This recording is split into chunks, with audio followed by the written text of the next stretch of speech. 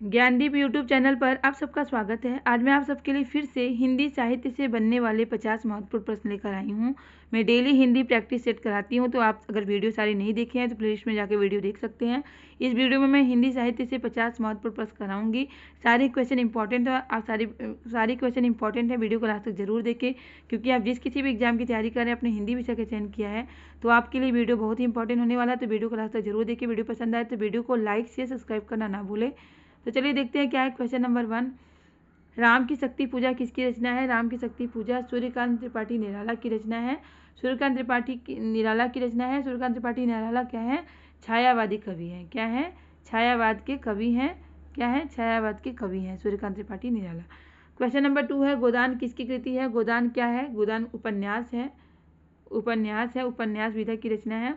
और इसके किसकी कृति है? प्रेमचंद की कृति है। तो यहाँ ऑप्शन बी सही आंसर होगा। प्रेमचंद से और भी क्वेश्चन बनता है कि कथा सम्राट किसे कहा जाता है? तो प्रेमचंद को कहा जाता है कथा सम्राट। कथा सम्राट किसे कहा जाता है? प्रेमचंद को कहा जाता है। और प्रेमचंद के अधूरे उपन्यास का क्या नाम है, ये भी पूछा जाता है। तो मंगलसूत्र इनके अधूरे उपन्यास का नाम है। प्रेमचंद के अधूरे उपन्यास का क्या नाम है? मंगलसूत्र। और इनका प्रथम उपन्यास पूछा जाता है कि प्रेमचंद का प्रथम उपन्यास क्या है? तो सेवा सदन इनका प्रथम उपन्यास है। क्वेश्चन नंबर 3 है, कस्तूरी कुंडली बसे क्या है? आत्मकथा है। किस विधा की रचना है? आत्मकथा विधा की रचना है। इसके लेखक कौन है? तो मैत्रेयी पुष्पा इसके क्या है? लेखक हैं। कस्तूरी कुंडली बसे। क्वेश्चन नंबर 4 है, अभ्रंश का वाल्मीकि किसे कहा जाता है? अभ्रंश का वाल्मीकि पुष्पदंत, धनपाल, शालिभद्र सूरी और स्वयंभू। तो अभ्रंश का वाल्मीकि किसे कहा जाता है? स्वयंभू को राम कुमार वर्मा हिंदी का प्रथम कवि मानते हैं। कौन मानते हैं? राम कुमार वर्मा हिंदी का प्रथम कवि मानते हैं। वैसे हिंदी का प्रथम कवि कौन है? सरापा है, जिसे राहुल सांकृत्यायन ने हिंदी का प्रथम कवि माना है, और वहीं हिंदी के प्रथम कवि माने जाते हैं। लेकिन राम कुमार वर्मा के अनुसार हिंदी के प्रथम कवि कौन है? स्वयंभू है। और रामचंद्र शुक्ल के अनुसार हिंदी के प्रथम कवि कौन है? चंद्रवरदाई है। तो एक प्रथम कवि से भी क्वेश्चन बनते हैं एग्जाम में कि किसके अनुसार कौन प्रथम कवि है। क्वेश्चन नंबर 5 है, चंद्रवरदाई किसके दरबारी कवि है? देखिए, चंद्रवरदाई की रचना क्या है? पृथ्वीराज रासो, जो कि महाकाव्य है। तो ये किसके दरबारी कवि होंगे? पृथ्वीराज चौहान के दरबारी कवि होंगे। तो यहाँ ऑप्शन डी सही आंसर होगा। इनकी रचना क्या है? पृथ्वीराज रासो इनका महाकाव्य है, जिसे हिंदी का प्रथम महाकाव्य माना जाता है। और चंद्रवरदाई को रामचंद्र शुक्ल ने हिंदी का प्रथम कवि माना है। तो यहाँ ऑप्शन डी सही आंसर होगा क्वेश्चन के अनुसार। क्वेश्चन नंबर 6 है, कठिन काव्य का प्रेत किस कवि को कहा जाता है? कठिन काव्य का प्रेत सेनापति, चिंतामणि, मतीराम, केशव। तो किसको कहा जाता है? केशव को कहा जाता है कठिन काव्य का प्रेत। और किसने किसने इन्हें कठिन काव्य का प्रेत इन्हें किसने कहा है? तो रामचंद्र शुक्ल ने इन्हें कठिन काव्य का प्रेत कहा है। किसे? केशवदास को। केशवदास को रामचंद्र शुक्ल ने कठिन काव्य का प्रेत कहा है। ये भी पूछा जाता है कठिन काव्य का प्रेत केशवदास को किसने कहा है? तो रामचंद्र शुक्ल ने कहा है। क्वेश्चन नंबर 7 है, निम्नलिखित में से अष्टछाप कवि कौन है? अष्टछाप कवि कौन कौन से हैं आपको पता होना चाहिए। कौन से? अष्टछाप कवि में 4 वल्लभाचार्य के शिष्य हैं, 4 विट्ठलनाथ के शिष्य हैं। अष्टछाप की स्थापना किसने की थी? विट्ठलनाथ ने की थी, जो कि वल्लभाचार्य के पुत्र हैं। तो जिसमें 4 वल्लभाचार्य के शिष्य हैं और 4 विट्ठलनाथ के शिष्य हैं। तो 8 कवियों को मिलाकर अष्टछाप की स्थापना की गई। तो अष्टछाप के 8 कवियों के नाम आपको पता होना चाहिए, क्योंकि इससे क्वेश्चन बनते हैं एग्जाम में। और ये भी पूछे जाते हैं कौन से वल्लभाचार्य के शिष्य हैं, कौन से विट्ठलनाथ के शिष्य हैं। तो अष्टछाप के कवि कौन से हैं इसमें? तुलसीदास तो है नहीं, रहीमदास भी नहीं है और बिहारी भी नहीं है, क्योंकि तुलसीदास राम भक्ति शाखा के कवि हैं, जबकि अष्टछाप के कवि क्या हैं? कृष्ण भक्ति शाखा के कवि हैं। रहीमदास तो है नहीं, बिहारी क्या है? रीतिकाल के कवि हैं, तो ये भी नहीं होंगे। तो अष्टछाप के कवि कौन है इसमें? सूरदास हैं। तो अष्टछाप के कवियों के बारे में जान लेते हैं, जिसमें 4 वल्लभाचार्य के शिष्य हैं और 4 विट्ठलनाथ के शिष्य हैं। तो 4 वल्लभाचार्य के शिष्य कौन कौन से हैं? सूरदास, कुंभनदास, परमानंद दास और कृष्णदास। ये 4 वल्लभाचार्य के शिष्य हैं। और 4 विट्ठलनाथ के शिष्य कौन कौन से हैं? गोविंद स्वामी, नंददास, चित्त स्वामी, चतुर्भुज। तो 4 वल्लभाचार्य और 4 विट्ठलनाथ के शिष्य, 4 8 शिष्यों को मिलाकर क्या की गई? अष्टछाप की स्थापना की गई। किसने किया था अष्टछाप की स्थापना? विट्ठलनाथ ने किया था। क्वेश्चन नंबर 8 है, हिंदी साहित्य के आरंभिक काल को आचार्य रामचंद्र शुक्ल ने क्या कहा? देखिए, हिंदी साहित्य के आरंभिक काल को विद्वानों ने अलग अलग विद्वानों का मत है, अलग अलग विद्वानों ने भिन्न भिन्न नाम दिए हैं। तो देखिए, रामचंद्र शुक्ल ने क्या नाम दिया है? वीरगाथा काल नाम दिया है। ऑप्शन सी सही आंसर होगा। आरंभिक काल को रामचंद्र शुक्ल ने वीरगाथा काल नाम दिया है। आदिकाल नाम किसने दिया है? हजारी प्रसाद द्विवेदी ने दिया है। हजारी प्रसाद द्विवेदी ने दिया है। और चारण काल नाम किसने दिया है? ग्रियर्सन ने दिया है, ग्रियर्सन ने दिया है। सिद्ध सामंत काल नाम किसने दिया है? राहुल सांकृत्यायन ने दिया है। किसने दिया है? राहुल सांकृत्यायन ने ये नाम दिया है, सिद्ध सामंत काल नाम दिया है। तो ये क्वेश्चन पूछे जाते हैं कि आदिकाल को रामचंद्र शुक्ल ने क्या नाम दिया है, हजारी प्रसाद द्विवेदी ने क्या नाम दिया है, राहुल सांकृत्यायन ने क्या नाम दिया है। तो इस तरह से भी क्वेश्चन बनते हैं नामकरण पे, आदिकाल के नामकरण पे भी क्वेश्चन बनते हैं, तो इसे आप लोग तैयार रखिएगा। क्वेश्चन नंबर 9 है, सूफी प्रेमाख्यानक काव्य परंपरा में आराध्य को किस रूप में देखा जाता है? जो सूफी का प्रेमाख्यानक मतलब सूफी काव्यधारा के कवि हैं, निर्गुण भक्ति काल के निर्गुण काव्यधारा के सूफी जो कवि हैं, वे आराध्य को किस रूप में देखते हैं? तो आराध्य को प्रेमिका के रूप में देखते हैं। किस रूप में देखते हैं? प्रेमिका के रूप में। क्वेश्चन नंबर 10 है, अंधेर नगरी के लेखक कौन है? प्रताप नारायण मिश्र, हरिकृष्ण प्रेमी, भारतेंदु हरिश्चंद्र, राम कुमार वर्मा। अंधेर नगरी क्या है? अंधेर नगरी नाटक है, इसके लेखक कौन है? भारतेंदु हरिश्चंद्र है। कौन है? भारतेंदु हरिश्चंद्र जी हैं। भारतेंदु हरिश्चंद्र क्या है? भारतेंदु युग के प्रतिनिधि कवि माने जाते हैं, और इन्हीं के नाम पर भारतेंदु युग का नाम क्या पड़ा? भारतेंदु युग पड़ा, क्योंकि भारतेंदु युग में इनका महत्वपूर्ण योगदान रहा है। क्वेश्चन नंबर 11 है, गुप्त जी की रचनाओं में व्याप्त, यहाँ पे आपको फिल करना है, व्याप्त के फलस्वरूप इन्हें राष्ट्र कवि प्राप्त हुआ। मतलब क्या इनकी कविताओं में व्याप्त है? तो इनकी कविताओं में राष्ट्र प्रेम व्याप्त है, इसी के कारण इन्हें क्या सम्मान मिला? राष्ट्र कवि का सम्मान मिला। इनकी रचना क्या है? भारत भारती इनकी रचना है। भारत भारती रचना के लिए इन्हें राष्ट्र कवि की उपाधि मिली। और किसने उपाधि दी थी? महात्मा गांधी जी ने इन्हें राष्ट्र कवि की उपाधि दी थी। ये प्रथम कवि राष्ट्र कवि माने जाते हैं। कौन? मैथिली शरण गुप्त जी। क्वेश्चन नंबर 12 है, प्रबंध काव्य के अंतर्गत क्या क्या आते हैं? ऑप्शन ए महाकाव्य, खंडकाव्य, आख्यानक गीत। ऑप्शन बी महाकाव्य, खंडकाव्य, मुक्तक ग्रंथ। महाकाव्य, खंडकाव्य, गीतिकाव्य। महाकाव्य, खंडकाव्य, गद्यकाव्य। तो यहाँ ऑप्शन ए सही आंसर होगा। प्रबंध काव्य के अंतर्गत आते हैं महाकाव्य, खंडकाव्य और आख्यानक गीत। ये प्रबंध काव्य के अंतर्गत आते हैं। ये क्वेश्चन इंपॉर्टेंट है, नोट कर लीजिएगा इसे। क्वेश्चन नंबर 13 है, मणिकर्णिका के लेखक क्या हैं? कौन है? मणिकर्णिका के लेखक कौन है? मणिकर्णिका के लेखक हैं तुलसीराम, डॉक्टर तुलसीराम क्या है? मणिकर्णिका के लेखक हैं डॉक्टर तुलसीराम मणिकर्णिका के क्या है? लेखक हैं। क्वेश्चन नंबर 14 है, पंच परमेश्वर कहानी के लेखक कौन है? पंच परमेश्वर कहानी के लेखक हैं option A Ramdhari Singh Dinkar, B Premchand, C Maithili Sharan Gupt, D Sumitranand Pant. तो ये पंच परमेश्वर कहानी के लेखक हैं। पंच परमेश्वर क्या है? कहानी है, और इसके लेखक है प्रेमचंद। क्वेश्चन नंबर 15 है, तोड़ती पत्थर क्या है? कविता है, और इसके कवि कौन है? तोड़ती पत्थर कविता के कवि हैं सूर्यकांत त्रिपाठी निराला, जो कि क्रांतिकारी कवि माने जाते हैं। सूर्यकांत त्रिपाठी कैसे कवि हैं? क्रांतिकारी कवि माने जाते हैं। क्वेश्चन नंबर 16 है, आचार्य भरत ने किस रस को सर्वाधिक सुखात्मक रस माना है? तो इन्होंने आचार्य भरत जो है नाट्य शास्त्र की क्या है? नाट्य शास्त्र जिनकी रचना है किसकी? भरत की। तो इन्होंने किस रस को सुखात्मक माना है? तो सहयोग श्रृंगार रस को इन्होंने सुखात्मक रस माना है। तो इनकी जो नाट्य रचना है, नाट्य शास्त्र रचना है, इसमें इन्होंने रसों की संख्या कितनी मानी है? 8 मानी है। कौन कौन से रस हैं? श्रृंगार, हास्य, करुण, रौद्र, वीर, भयानक, विवश, अद्भुत। 8 रसों की संख्या कितनी मानी है? 8 मांगी। तो आचार्य भरत मुनि के अनुसार रसों की संख्या कितनी है? भी क्वेश्चन पूछा जाता है। आचार्य भरत मुनि के अनुसार रसों की संख्या कितनी है? 8 है। नाट्य शास्त्र में इन्होंने 8 रसों की संख्या कितनी बताई है? 8 बताई है। क्वेश्चन नंबर 70 है, इनमें से किस कवि ने प्रबंधात्मक वीर काव्य की रचना की है? तो किसने की है? ग्वाल कवि और पद्माकर दोनों ने प्रबंधात्मक वीर काव्य की रचना की है। तो यहाँ ऑप्शन डी सही आंसर होगा। क्वेश्चन नंबर 18 है, बीजक किस रचयिता के रचनाओं का संग्रह है? बीजक क्या है? कबीरदास की रचनाओं का संग्रह है, जिसमें क्या है? साखी, सबद, रमैनी और रमैनी। साखी, सबद, रमैनी रचनाओं का संग्रह क्या है? बीजक है। और किसकी रचनाओं का संग्रह है? कबीरदास जी की। कबीरदास भक्ति काल के निर्गुण काव्य धारा के ज्ञानाश्रयी शाखा के प्रतिनिधि कवि माने जाते हैं। कौन? कबीरदास। क्वेश्चन नंबर 19 है कृष्णायन काव्य कृति की रचना कौन कौन है? कृष्णायन काव्य कृति के रचनाकार हैं द्वारिका प्रसाद मिश्र। कृष्ण कहाँ के हैं? कृष्ण कहाँ में रहते थे? द्वारिका में। तो कृष्णायन नाम से ही समझ में आ रहा है द्वारिका में रहते थे, तो उनके रचनाकार याद करने का ट्रिक है द्वारिका प्रसाद मिश्र। क्वेश्चन नंबर 20 है जन्मेजय का नाग यज्ञ किसकी कृति है? जन्मेजय का नाग यज्ञ क्या है? जयशंकर प्रसाद की कृति है जन्मेजय का नाग यज्ञ।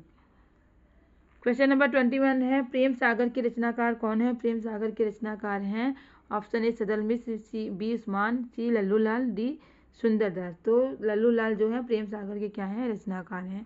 क्वेश्चन नंबर 22 है प्रगतिवाद उपयोगितावाद का दूसरा नाम है। यह कथन किसने कहा था कि प्रगतिवाद जो है उपयोगितावाद का दूसरा नाम है?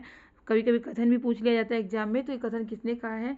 ये कथन कहा है नंद दुलारी वाजपेयी ने। इंपॉर्टेंट कथन है, एग्जाम में पूछा जा चुका है कई बार। प्रगतिवाद उपयोगितावाद का दूसरा नाम है, नंद दुलारी वाजपेयी जी ने कहा था।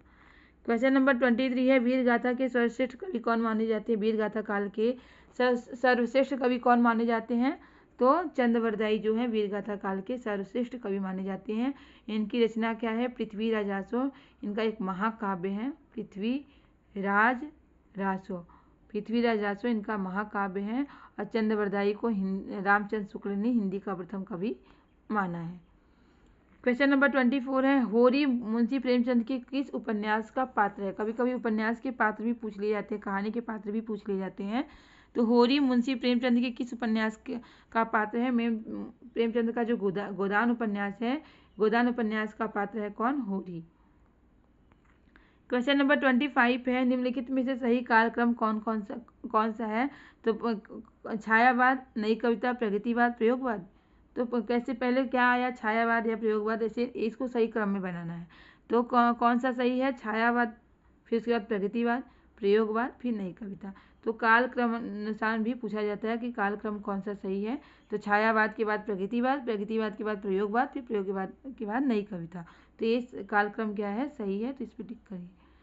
ऑप्शन नंबर सी सही आंसर होगा। क्वेश्चन नंबर 26 है सुमित्रानंद पंत की कृति कौन सी है? इसमें दिया गया है, इसमें पूछा है कौन सी सुमित्रानंद पंत की कृति है? तो लोकायतन जो है सुमित्रानंद पंत की कृति है। क्या? ऑप्शन नंबर ए सही आंसर होगा। क्वेश्चन नंबर 27 है भारतेंदु युग में निकलने वाली पत्रिकाएं कौन कौन सी है? भारतेंदु युग में कौन सी पत्रिका निकली थी? तो कवि वचन सुधा और हिंदी प्रदीप पत्रिका भारतेंदु युग में निकलने वाली पत्रिका है। क्वेश्चन नंबर 28 है हम दीवानों की क्या हस्ती है, आज यहाँ कल वहाँ चले, मस्ती का आलम साथ चला, हम धूल उड़ाते जहाँ चले। ये पंक्ति किसके द्वारा कही गई है? इस पंक्ति के रचयिता कौन है? तो हम दीवानों की क्या हस्ती है, आज यहाँ कल वहाँ चले, मस्ती का आलम साथ चला, हम धूल उड़ाते जहाँ चले। ये पंक्ति भगवती चरण वर्मा के द्वारा कही गई पंक्ति है। इसके रचनाकार कौन है? भगवती चरण वर्मा। क्वेश्चन नंबर 29 है भारत भारती क्या है? काव्य है। इसके रचनाकार कौन है? इसके रचनाकार हैं मैथिली शरण गुप्त जो है भारत भारती काव्य के रचनाकार हैं। और इसी रचना के लिए इन्हें राष्ट्रकवि से की उपाधि दी गई थी। और किसने दी थी राष्ट्रकवि की उपाधि? महात्मा गांधी ने दी थी। और इसलिए प्रथम राष्ट्रकवि कौन माने जाते हैं? मैथिली शरण गुप्त माने जाते हैं। क्वेश्चन नंबर 30 है निम्नलिखित में से कौन सी प्रेमचंद की रचना है? तो उसने कहा था ताई खड़ी बोली। ये तीनों तो इनकी रचना नहीं है, पंच परमेश्वर जो है प्रेमचंद की रचना है। ऑप्शन ए सही आंसर होगा। क्वेश्चन नंबर 31 राजा भोज का सपना इंपॉर्टेंट है, एक कहानी है। क्या है? राजा भोज का सपना किस विधा की रचना है? कहानी है। इसके लेखक कौन है? तो शिव प्रसाद सितारे हिंद क्या है? इसके लेखक है राजा भोज का सपना। क्वेश्चन नंबर 32 है निम्नलिखित में से कौन ललित निबंधकार नहीं है? तो यहाँ 4 ऑप्शन दिए गए हैं, पूछा जा रहा है कौन से ललित निबंधकार नहीं है? तो हजारी प्रसाद द्विवेदी तो ललित निबंधकार है, विद्यानिवास मिश्र भी ललित निबंधकार है, कुबेर नाथ राय भी ललित निबंधकार है, लेकिन नंद दुलारी वाजपेयी जो हैं ये ललित निबंधकार नहीं है। तो यहाँ ऑप्शन डी सही आंसर होगा। क्वेश्चन नंबर 33 है प्रथम सूफी प्रेमाख्यानक काव्य के रचयिता कौन है? तो प्रथम सूफी प्रेमाख्यानक काव्य के रचयिता कौन माने जाते हैं? मुल्ला दाऊद। मुल्ला दाऊद जो है प्रथम सूफी प्रेमाख्यानक काव्य के रचयिता माने जाते हैं। जो मुल्ला दाऊद की रचना क्या है? चंदायन इनकी रचना है। और ये क्या माने जाते हैं? प्रथम सूफी प्रेमाख्यानक काव्य क्या है? चंदायन। और इसी के क्या है माने जाते हैं? रचयिता माने जाते हैं कौन? मुल्ला दाऊद। क्वेश्चन नंबर 34 है अबला जीवन हाय तेरी यही कहानी, आंचल में दूध आंखों में पानी, उक्त उपयुक्त पंक्ति किस काव्य की है, मतलब किस काव्य से ली गई पंक्ति है, तो यशोधरा काव्य से ली गई पंक्ति है। क्या, अबला जीवन हाय तेरी यही कहानी, आंचल में दूध और आंखों में पानी। यशोधरा के रचनाकार कौन है, मैथिली शरण गुप्त। यशोधरा काव्य क्या है, काव्य है, और इसके क्या है, इसकी रचयिता कौन है, मैथिली शरण गुप्त। क्वेश्चन नंबर 35 है, अभ्रंश भाषा के प्रथम व्याकरणाचार्य कौन थे, तो व्याकरण आचार्य कौन थे अभ्रंश भाषा के, हेमचंद्र जो है अभ्रंश भाषा के प्रथम व्याकरण आचार्य माने जाते हैं। क्वेश्चन नंबर 36 है, कामायनी की रचनाकार कौन है, कामायनी क्या है, महाकाव्य है। ये क्वेश्चन तो यही पूछ लिया था, कामायनी क्या है, महाकाव्य है।